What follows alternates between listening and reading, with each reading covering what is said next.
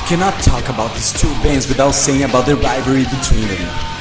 Obviously, the fact that both bands came up wearing masks and outfits led people to start comparing them.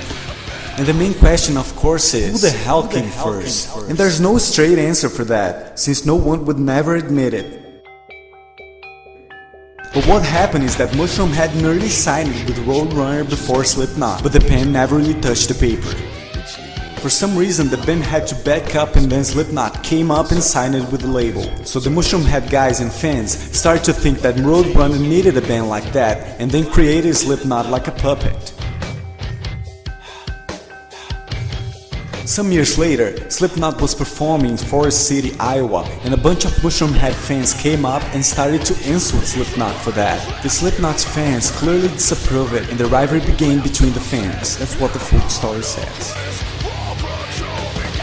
In October of 2006, Metal Sanaz interviewed Skinny of Mushroomhead and asked about this rivalry between the bands. So how is this whole thing about the Slipknot thing going anyway? Like, if you do want to talk about it. Oh, I don't care. It's just because everybody, you know, all the fans are always like, Mushroomhead versus Slipknot in a cage brawl. Sunday.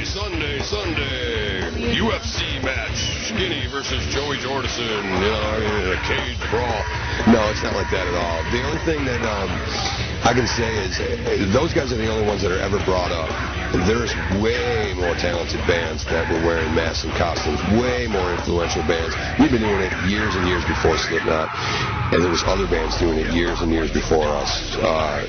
Growing up as kids and getting into metal, obviously Kiss, The Residents, Alice Cooper, and then things started to kick off like right when we were into it.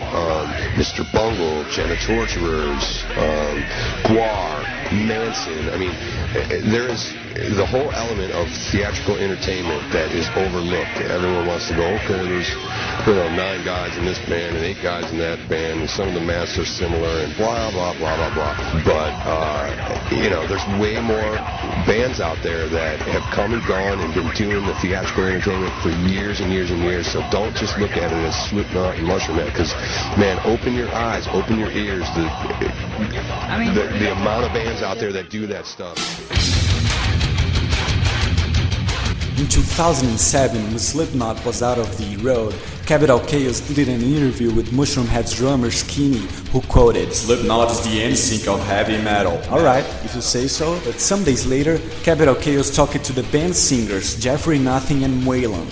They didn't like the fact that Paul Gray of Slipknot wore a pig mask in the early days, because the bandmate Pig Beanies was a pig before Paul. You can watch now the X-Up where they talk about the other masked band. Now, you guys have a little bit of a controversy with another band that some people may think that you guys are similar to, or they're similar to you. I think they're similar to us.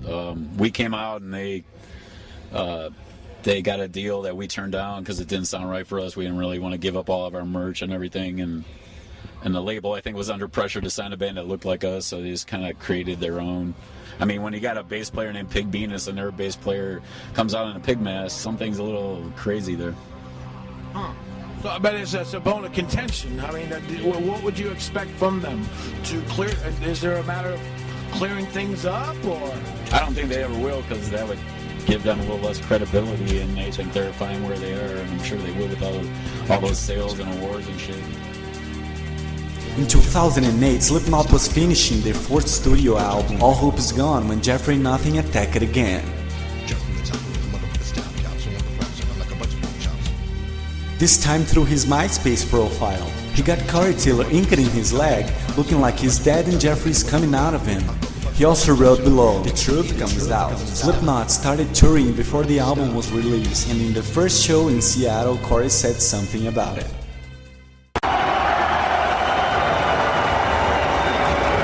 I'll tell you what, man. We have a new album coming out August 26th. And I'm going to tell you this right now. I will personally spit in the mouth of anyone who gets that tattooed on their fucking body. How about that?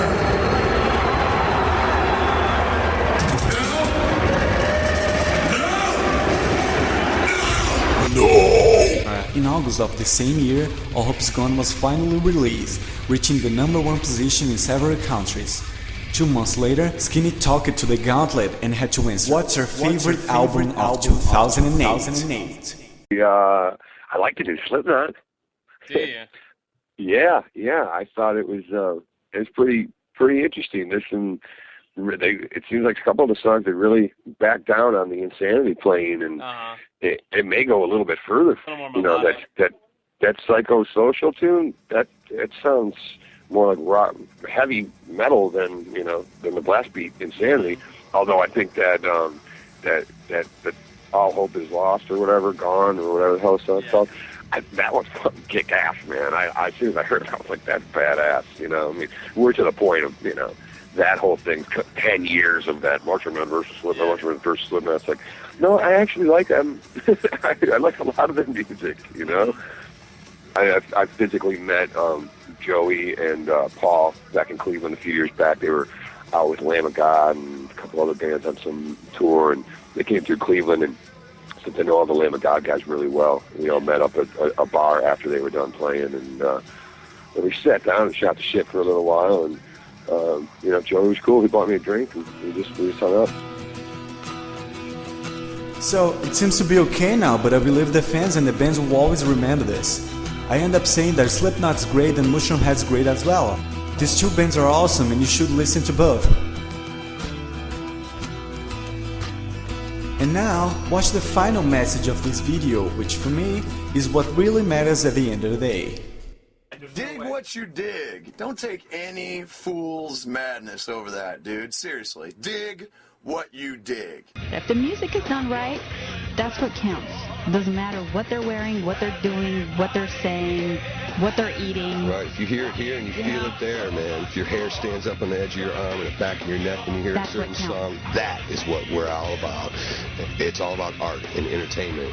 And at the end of the day, I'm an artist and I can reinvent myself over and over. And it doesn't matter. However, the way you like it. Yeah, and it doesn't matter who rips me off, man. Bring it, you know.